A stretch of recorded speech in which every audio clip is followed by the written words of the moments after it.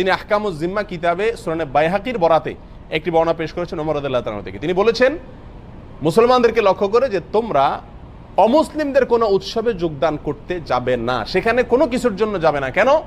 কারণ যখন আল্লাহর জমিনে কোনো আল্লাহর অবাধ্যতা হয়, শিরকের কোনো আয়োজন হয়, তখন ওই জায়গাতে আল্লাহর লানত এবং গজব বর্ষণ হতে থাকে। ওই জায়গা গেলে সে লানত এবং গজবে তোমাকেও পেয়ে বসবে, বিদায় সেখানে যেও না। ইবনে মাজার এক হাদিসে আসছে নবী আলাইহিস সালাম সতর্ক করেছেন যে একটা সময় আসবে যখন আমার উম্মতের কিছু লোকেরা মূর্তি পূজায় সরাসরি যোগ দিবে, আর কিছু আছে মূর্তি পূজারীদের সঙ্গে মিশে একাকার হয়ে যাবে। আজ তার বাস্তব নমুনা আমরা দেখতে পাচ্ছি। দুর্গা পূজাতে বহু মুসলিমরা চেহারা দেখাতে চলে যায় এবং তথাকথিত উদারতা দেখাতে চলে যায়। পাকিস্তান একটা দেশ, আমাদের একটা দেশ, পাকিস্তান থেকে আমরা পৃথক হয়েছি। পাকিস্তান তাদের জাতীয় দিবস পালন করে, আমরা আমাদের জাতীয় দিবস পালন করি। যে তার